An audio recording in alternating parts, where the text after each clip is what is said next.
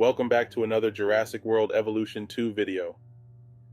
This is Rexio Flex, and today I will show you how to build a scenic jungle river cruise, with the help of a few mods, of course. But before we get deep into it, here is a disclaimer about the use of mods. While the use of mods are a fun and fantastic way to play the game, they are not official endorsed DLC, and do have the potential to harm or damage your game save file. Should this happen, it is not any fault of mine, the mod author, or Frontier. You take full responsibility for altering any files associated with your game. Now on to the build. For this, I went with a simple small circular exhibit, attaching the river cruise attraction to the fence itself. The circular design is a good way to ensure that your guests will always get a good view of any animals inside the enclosure. It also makes it easier to design the track for the ride because it is just an infinite loop. This design does not need to be a perfect circle either. The uneven circle encourages a more natural look to the exhibit when you start adding in trees and rocks.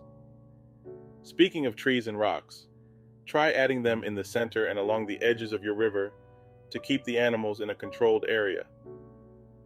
This will ensure that the guests get the perfect views while also maintaining a safe and peaceful natural space for the animals. Then, to further create the illusion of a natural enclosure, create hills or mountains on the outside.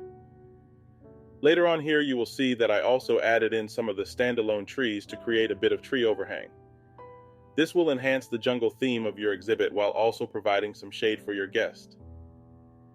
The whole idea here is to create a functional, natural-looking exhibit that offers those perfect scenic views.